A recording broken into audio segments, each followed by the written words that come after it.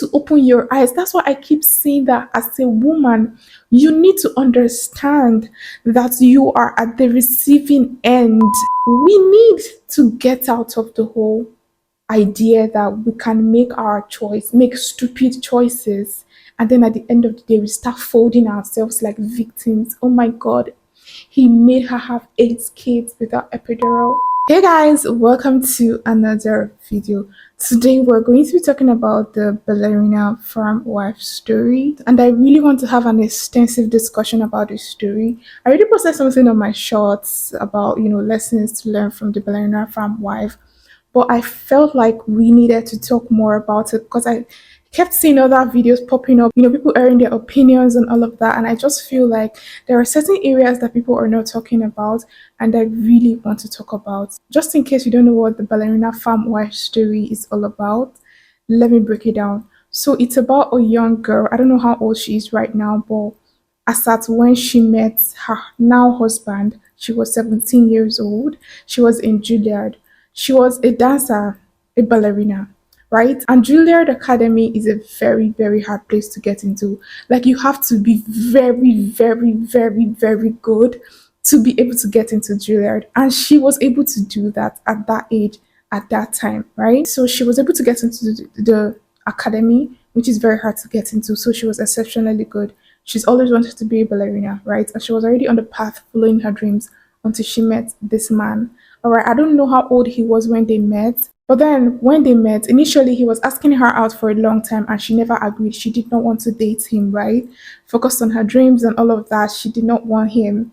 And then there was a day he found out she was traveling somewhere, and because he has connections, I think his father owned a jet company or he has access to jets and planes. I don't know. He was able to walk his way to sit beside her during the flight, and that was when they had their first date, and that was when they started talking. A month after they started dating, he proposed to her, and then they got married 2 months after that, right? That's about 3 months of them knowing each other and then getting married. Okay. Um, Mind you, when they met, she was like, okay, let's date for a year and all of that, and then he did not agree. He did not want to date for a year. So for certain reasons, she agreed and she got married to him in 3 months. So fast forward to now, she has a very big farm. They live in a farmhouse, a very big farmhouse. It's not as if they are poor or anything. Where she tends to, there are cows, chickens. Let's just say cows. There are cows, chickens, and all of that. And she has 8 children, a total of 8 children. She gave birth to all those children. I mean, 7 of them without epidural. Epidural is kind of like giving birth without painkillers or any, pain relief of any sort, like natural vaginal birth. And yes, very painful. The only one she did with epidural was the one she did when the man was not around. So, meaning the man has been the one insisting that she give birth without painkillers or epidural, right? Which is horrible. And then there was a video of her circulating the internet of during her birthday. I think she just wanted, a ticket to Greece. Before I get to that one, Seth, throughout all of these things, she has 8 children, 8 children, a big farm to take care of. She and her husband take care of the farm. But the children, she's not taking care of the children. She makes things from scratch. Like she would make yogurt from scratch, all those things like milk cow, make yogurt from scratch kind of thingy. She has literally no help. No help. The only help they have comes in once in a week, I think to clean up or something. I don't know. But this woman has been living her life with 8 kids without any help. And the worst part is her husband is rich. They are rich. Even the farm that she has, first of all, she's not a Nigerian. She has a TikTok account that pays her. She has millions and millions of subscribers on YouTube. She has millions of followers on TikTok. So she's making a lot of money from that. They are making a whole damn lot from that. But for some reasons, they can't hire help. I think because the man doesn't believe in help. So whatever. But she's doing all of these things. Sometimes she gets so tired that she can't get up from bed for a week because she's so tired. And that's basically how her life is. Her whole ballerina dream is over. And even the studio that where she used to dance before, they converted it to the children's room or playground or whatever. So basically, her dream has just been shattered and cut short. Okay, now let me talk about the story I omitted. The parts where she got a birthday gift from her husband and then she was expecting it to be a ticket to Greece. Mind you, this man's family own a jet company. So he has the power to do that without sweating it, okay? And then when she was opening the present, she kept saying, "Oh, is this a ticket to Greece? I think it's a ticket to Greece." And then she kept opening. And then when she got to a particular point, it looks like a hat. So she was like, "Oh, a hat for me to wear in Greece." And then the man just kept, smiling behind the camera. And then she opened it, and guess what it is? I'm actually going to put a clip of the video somewhere so you guys can see it. Okay, it was my birthday present from Daniel. Hoping their tickets to Greece. Where's it from? I don't know, the boys took it off. I took it off. It's from Ukraine. So, plane tickets?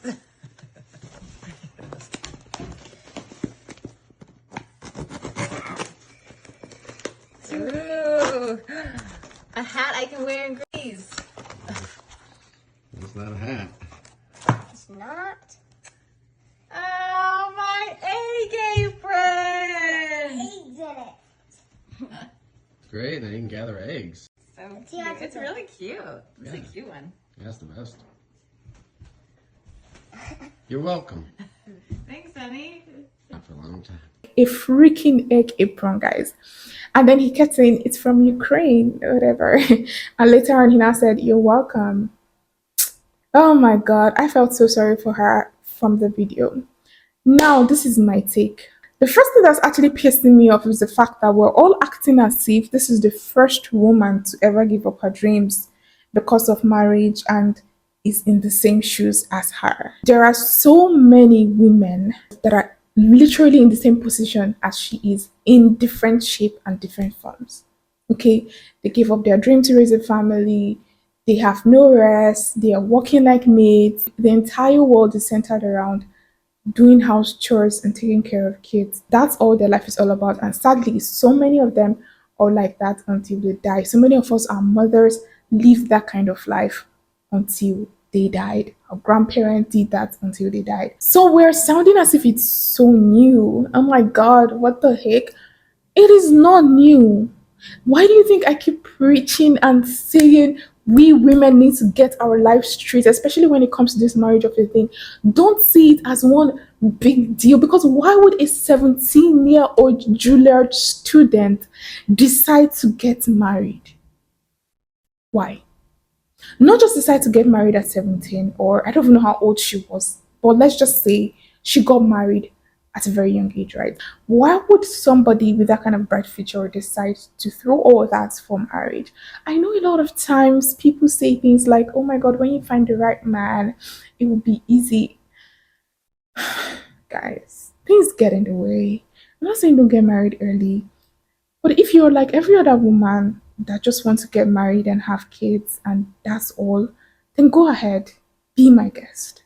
But if you're an ambitious woman, you have no business getting married that early. You don't. Because as much as you might be married to an amazing man, things get in the way. Things get in the way. Now, she got pregnant 3 months after she got married. What is she supposed to do? What is she supposed to do? This is not saying that any ambitious woman should not get married early, whatever. It's never 100%, right? No rule will completely apply to everybody. There are always going to be exceptions to rules, okay? But if we're being honest, in the world that we live right now, no ambitious woman should have any business getting married that early. The second thing I started to hear online that actually pissed me off, even more than the first one, is the fact that people started acting as if she is a victim, or she was a victim rather. Okay, maybe now she's a victim because she's already way too deep. 8 kids, the man has power. Even if she wants to divorce this man, it's not going to be easy. Everybody shouting, "Oh, divorce him, divorce him." It's not going to be easy. This man has the power to drag this thing in court for years. He has the power, his family has wealth to drag the entire situation all the way for a long time before she gets her freedom. They have the power to hold her down, okay? She's already in this situation, and sadly enough, I don't think there's a way she's going to actually escape without being scratched. If she's not ready to lose something, she's not going to be able to escape. If she's not ready to lose her kids and a little bit of her freedom, she might not be able to escape. Especially since I heard she goes to one church that sounds more like a cult. I'm not gonna dive into that because I didn't read extensively about that one. So I'm not gonna talk about it. Okay. So like I was saying, my second point is the fact that people are trying to see her as a victim. She wasn't a victim when the first time he met her. Now my problem with that is a lot of women actually do this a lot. Okay. We make a decision and then when it starts going south, we start acting like the victim. Nobody forced her to marry this man. If she would have said, no, I do not want to get married to you, he wouldn't have forced her. He wouldn't force her to get married to him. She made that decision. And now there are consequences because she definitely and obviously chose wrong.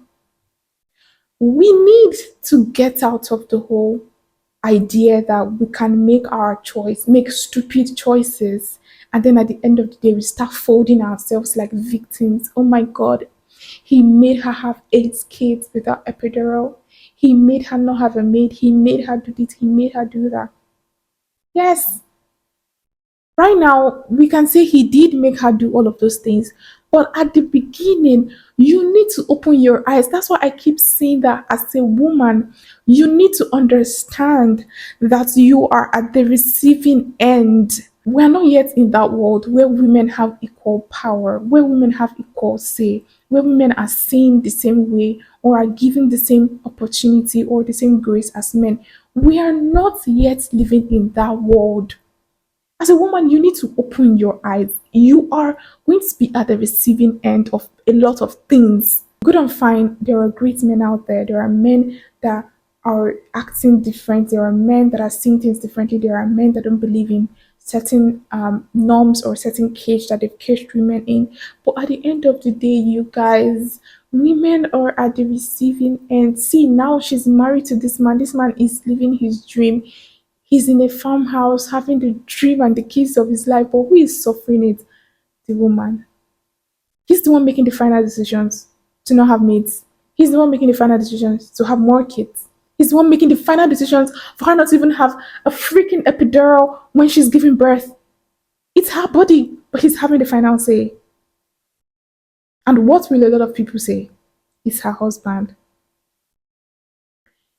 A lot, even in Christianity, in this society, men have upper hand, especially when it comes to marriage. If a family is suffering, who will they blame? The man. The man cannot provide for his children, this one, that one. If the wife is acting funny, whatever, whatever, it's the man. The man cannot tame his wife. The man cannot command his family, he cannot control his family. The husband is always going to be the one to be seen to have the final say in a family setting. So you have to understand and make the right choice for yourself. As an ambitious woman, you have to know the kind of man you want to settle down with. You cannot meet somebody in 3 months and be settling down with him. I know. A lot of people will be like, oh, the time doesn't really matter. A man can hide all his flaws and hide it just to get married to you. I totally understand that. And that is also why you cannot be entering into a union as big as marriage helplessly. You cannot be entering that kind of union without holding something of your own, without having any sort of power. And like I always say, and like my father always said, money is power. Hold some of it. Okay, she entered into that marriage being helpless without any. I want to use the word shield, but that is sounding like war. I don't want it to sound like it's a war. I don't want it to sound like marriage is a war zone, so I'm not going to use the word shield. But she entered into that marriage without anything to hold for herself. You know, if the storm is coming, she entered into that marriage without having anything to hold so that she wouldn't go with the storm or so that she wouldn't be dragged on the floor. I really pity for her, but that is why I am talking to women right now. You all have no business getting married to random men. Some men do not deserve to be married to a woman. They deserve to be single forever. They don't deserve to be married to anybody's child, anybody's daughter. They don't. I'm not trying to excuse what the man did or what he's doing. I'm just saying that we have a choice. We shouldn't be acting like victims. We have a choice. A lot of men that are not in the ballerina woman's shoes right now can still get out, but some of them are still there acting like victims. Oh my God, blah, blah, blah. Oh my God. We need to understand that nobody is coming to save us. Before you enter into a marriage, understand that nobody is coming to save you. The society is not even coming to save you. You're on your own. You have to save yourself. And that's why you have to enter with some sort of an advantage so that you can also easily get out when it gets ready. Another point I want to make is don't wait for it to start getting really ready before you try to get out. Because when you wait for things to get really bad, you might not have the strength to get out anymore. Right now, she has 8 kids. She has the Ballerina farm. She's the one running the farm. I don't. They said she's not the one running the financials of the farm. Obviously, she's not. If not, she'd probably be able to run away with the money and sort herself out. But she's the one running the farm physically, other areas, right? She's the one running the kids. She has 8 kids. How does she want to even run? How does she want to start running? Because even if she even wants to escape at night with 8 kids, really? She will not be able to do that, especially with her husband telling her all the time. That man is literally there 247 telling her how is she going to make her move. Before it got that red, she should have escaped. Because I think one part of the article was saying how, I think it was a few months after she gave birth to her first child, that the man decided that they should go and live in a farmhouse. He wanted to live in a farmhouse. That's always been his dream. He doesn't want to raise his children in, I think they were in New York or so. He doesn't want to raise children there and all of that. The moment she realized that that wasn't what she wanted, she should have run away. She should have she should have realized that this is it for me. I have to go. But no, she waited to have the second, third, fourth, fifth, sixth, seventh, eighth. Where she want run go? She can't run anywhere. So yes, before it gets really bad, once you start seeing that things are going left, dip, dip, dip immediately as fast as you can. The earlier, the better. Yeah, women have to wake up and stop playing the victim game. It's getting old already. Stop playing the victim game. Nobody's coming to save you. You're on your own. You're responsible for your life. Once you cross 18, you're on your own. In fact, this day self is no longer 18. Once you cross 15, you're on your own. All of those choices, any of the choices that you make, you bear the consequences with no one to blame. I have so many other points, but I really don't want this video to be too long, and I feel it's already really long. But I think I'm going to add this one real quick. As an ambitious woman with dreams, or any woman that have dreams, don't leave your dreams in the hands of a man. Don't leave your dreams in the hands of anybody. Nobody is going to take care of your dreams as much as you are going to take care of your dreams. It is nobody's responsibility to make your dream come true. It is your responsibility, okay? Because I felt like for somebody that brilliant to leave, to get married to a man, probably she felt, oh, he was very rich and all of that. And then she decided, oh, I'm safe with this man. My dreams, myself, everything is safe with this man. Don't do that. Don't do that. Your dream is not safe with anybody as much as it is safe with you. I am not saying there are not men out there that would carry your dream on your head. I personally have one. Okay, I have awesome men around me, people that literally take my ideas like it's their own. Okay, but I cannot be speaking from my own experiences because I am pretty lucky to say so myself. I am pretty lucky when it comes to men. Okay, I have great men around me, but look around you. How many percentage of men are like that? How many? So you cannot be snoozing and be acting anyhow and then be leaving your dreams in the hands of people, the hands of men. A man you just met 3 months ago, 1 year ago. No, you can't do that. You're responsible for your life. You're responsible for your dreams. Nobody's going to take care of it as much as you take care of it. Nobody's going to care for it as much as you're going to care for it. At the end of the day, you have to look out for yourself. At the end of the day, you're responsible for yourself. The best way to learn is not by experience. The best way to learn is by looking at what's going on around you, is by looking at other people's life, other people's experiences, and learning from it.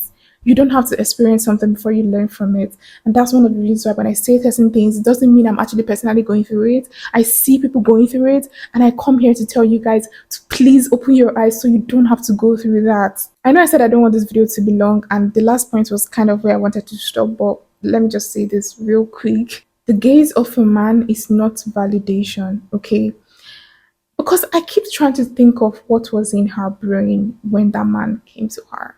The fact that a handsome man, a wealthy man walks up to you and try to, wanna get to know you or wanna date you or something doesn't mean he's validating you. Doesn't mean, oh my god, because he's coming to me means that I'm special.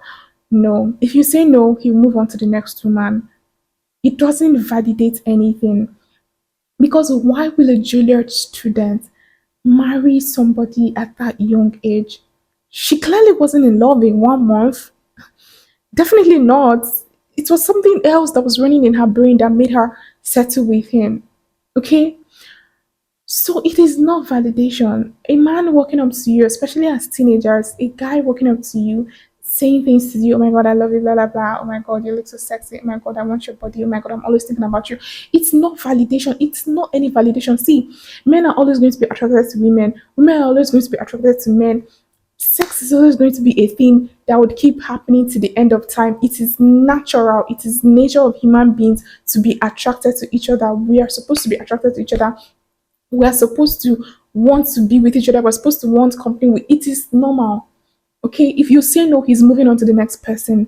If you say no, doesn't mean he's not going to never live his life again and his life will be over because, oh my god, the most special girl just said no. It is not validation. If you say no to somebody today because you're not ready, you're going to find someone else that will come walk up to you next few months again that you would have to say no or yes to. It is not the end of the world. It is not validation. It doesn't make you any special. A man walking up to you doesn't make you any special. Man walking up to you doesn't make you different from other girls.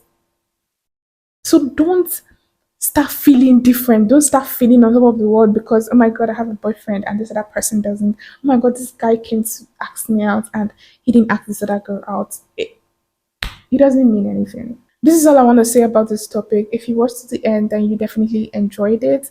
And I hope you enjoyed it enough to hit the subscribe button so that you can join the family. Thanks for watching this video.